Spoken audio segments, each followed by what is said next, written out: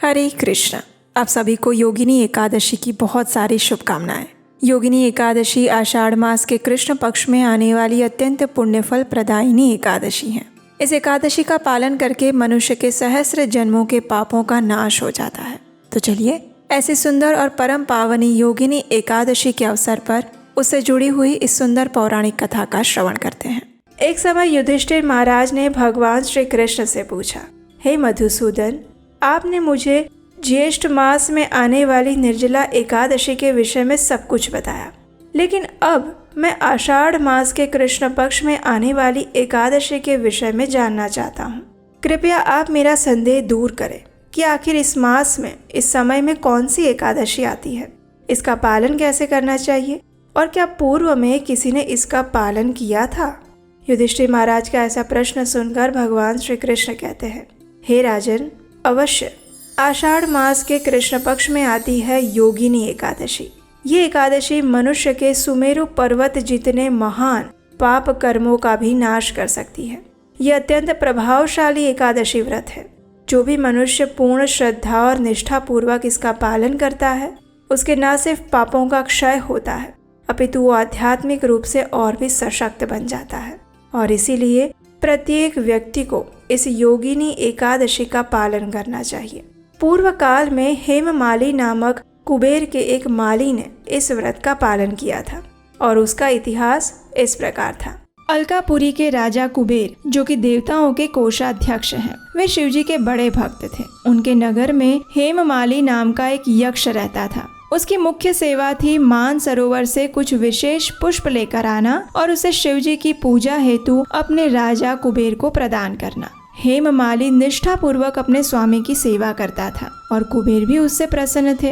अब यहाँ तक तो सब ठीक था, लेकिन इस यक्ष हेममाली की एक कमजोरी भी थी और वो थी उसकी सुंदर पत्नी विशालाक्षी। जी हाँ, हेममाली अपनी पत्नी के प्रति इतना आसक्त था कि एक दिन ऐसा हुआ जो नहीं होना चाहिए था। एक दिन वह प्रातः मान सरोवर से पुष्प लेकर तो आ गया, लेकिन सीधा उसके स्वामी कुबेर के पास जाने के बजाय वो अपनी पत्नी के पास पहुंच गया। और बस फिर क्या था, पत्नी के साथ बातचीत करते हुए उसे समय का ध्यान ही नहीं रहा और इस तरफ राजा कुबेर अपनी पूजा के लिए पुष्प की प्रतीक्षा करते रह गए। प्रतीक्षा करते हुए 6 घंटे का समय बीत गया। बिना पुष्प के पूजा न होने के कारण क्रोधित कुबेर ने उसी क्षण एक सिपाही को हेममाली के पास भेजा। सिपाही जब हेममाली के घर गया तो उसने हेममाली को अपनी पत्नी के साथ विनोद करते हुए देखा और ये सूचना सिपाही ने तुरंत जाकर अपने राजा कुबेर को दी। बस फिर क्या था, अब कुबेर के धैर्य के सारे बांध टूट चुके थे। इस तरफ हेममाली को भी समय का भान हुआ। उसे अपनी भूल समझ आई और प्रायश्चित करने हेतु वो उसी क्षण राजा कुबेर के पास पहुंचा। भय से उसके पैर और जीवा कांप रही थी। वो हाथ जोड़कर राजा कुबेर के समक्ष खड़ा हो गया और उनसे क्षमा याचना करने लगा। लेकिन कुबेर के क्रोध की ज्वाला अत्यंत भयावह थी। उन्होंने अत्यंत रोष प्रकट करते हुए हेममाली से कहा, हे मूर्ख, आध्यात्मिक सिद्धांतों को नष्ट करने वाले महापापी, अपनी पत्नी के प्रति तुम्हारी अत्यधिक आसक्ति के कारण आज तुमने मेरे आराध्य देव शिव जी के प्रति अपराध किया है। इसलिए मैं तुम्हें श्राप देता हूँ कि इसी क्षण तुम्हारा पतन हो जाए, तुम्हारा संपूर्ण शरीर कोढ़ की बीमारी से ग्रस्त हो जाए, तुम पृथ्वी पर इस यातना की सजा भुगतो और अपनी पत्नी से सदा सर्वदा के लिए दूर हो जाओ। अब देखिए कुबेर का श्राप मिथ्या कैसे हो सकता है। उसी क्षण हेममाली का पतन हुआ और वह कोढ़ से ग्रस्त जर्जरित शरीर के साथ पृथ्वी लोक में आ गिरा। भूख और प्यास से पीड़ित अपने शरीर की पीड़ा को सहता हुआ हेममाली जंगलों में भटकने लगा। इस प्रकार अनेक वर्षों तक वो इस यातना को भुगतता रहा, लेकिन पूर्व जन्म में शिवजी की उपासना में सहायता करने के कारण उसकी चेतना शुद्ध और सात्विक बनी रही। जंगलों और वनों में भटकते हुए एक दिन वह मेरु पर्वत पर जा पहुंचा। वहां ऋषि मार्कंडेय, जिनकी आयु 7 कल्प जितनी है, उनके पास पहुंचा। महान तपस्वी ऋषि को देखकर हेममाली ने उन्हें दूर से ही दंडवत किया। करुणामय ऋषि मार्कंडेय ने उसे अपने पास बुलाया और उससे पूछा, हे वत्स, तुम कौन हो और इस प्रकार इस जंगल में किस उद्देश्य से आए हो। ऋषि की प्रेम पूर्ण वाणी से गदगद होकर हेममाली ने अपने पूर्व जन्म का सारा वृत्तांत कह सुनाया। और अंत में हाथ जोड़कर इस प्रकार कहा, हे ऋषिवर, पूर्व जन्मों के कुछ पुण्य कर्मों के कारण मुझे आपके दर्शन प्राप्त हुए हैं। कृपया आप मुझे इस पाप से मुक्त होने का कोई मार्ग दिखाएं। हेममाली की प्रार्थना सुनकर ऋषि मार्कंडेय ने कहा, हे पुत्र, आने वाले आषाढ़ मास के कृष्ण पक्ष में योगिनी एकादशी आएगी। यदि तुम इस एकादशी व्रत का दृढ़ता और निष्ठा पूर्वक पालन करोगे तो इस व्रत के प्रभाव से तुम उसी क्षण सभी पापों से मुक्त हो जाओगे।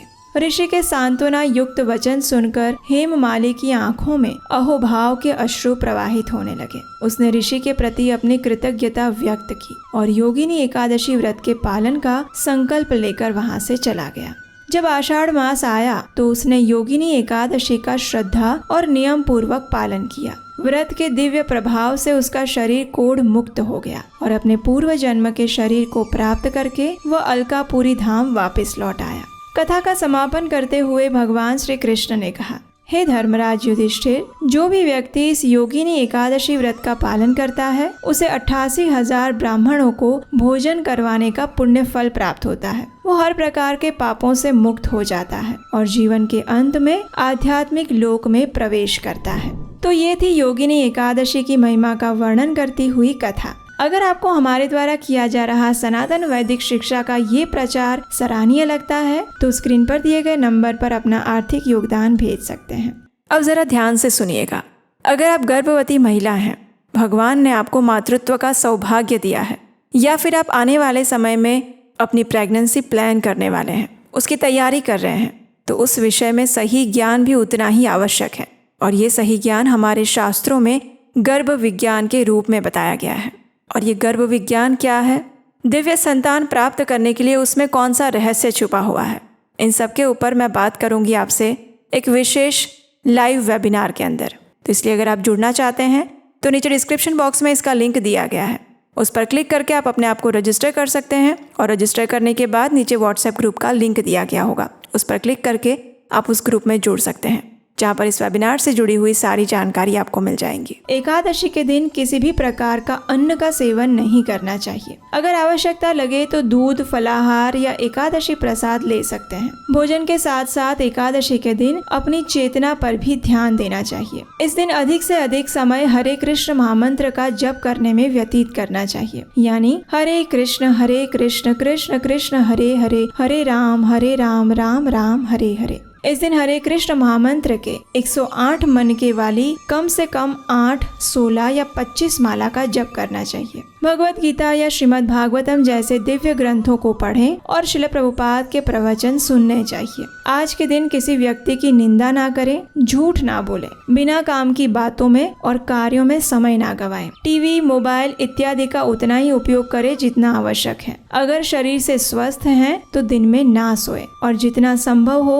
उतना रात्रि में भी जागरण करें और उस समय में हरि भजन और कीर्तन करें अथवा सुने। अगले दिन यानी द्वादशी पर निर्धारित समय में इस एकादशी व्रत का पारण करें। योगिनी एकादशी का पारण कैसे करना चाहिए, इस विषय में हम एक विस्तृत वीडियो आज शाम को लेकर आएंगे। कई बार एकादशी 2 दिन आती है और कंफ्यूजन हो जाता है कि एकादशी किस दिन रखें। हम अपने वीडियोस में तो वैसे बताते हैं, लेकिन कभी कभी वो वीडियो भी आपसे छूट जाते हैं। तो ज़रा सोचिए कैसा हो अगर हर एकादशी से पहले आपके व्हाट्सएप पर एक पर्सनल मैसेज आए जिसमें बताया गया हो कि आपके शहर के अनुसार किस दिन किस समय आपको एकादशी रखनी है और पारण कब करना है। यही है हमारी एकादशी स्पेशल व्हाट्सएप ग्रुप की विशेषता। हर एकादशी का सटीक दिन, पारण समय आपके स्थान के अनुसार। और हाँ, आप पर्सनली भी हमें मैसेज करके अपना कोई भी प्रश्न पूछ सकते हैं। और अगर आप इस ग्रुप में जुड़ते हैं तो इसके साथ आपको मिलेगी एकादशी संपूर्ण मार्गदर्शिका ई-बुक बिल्कुल फ्री, जिसमें वर्ष की सभी 24 एकादशियों की कथा, व्रत विधि, पारण समय सब कुछ एक जगह मिलेगा। आज इस समय वो आपको मिल रहा है सिर्फ 299 रुपये में। तो जल्दी करें, सारी इन्फॉर्मेशन नीचे डिस्क्रिप्शन बॉक्स में दी गई है। तो चलिए इस योगिनी एकादशी पर अपने मन और चेतना को पूर्ण रूप से भगवान को समर्पित करते हुए अपने आध्यात्मिक पथ पर अग्रसर होते हैं। हरे कृष्ण।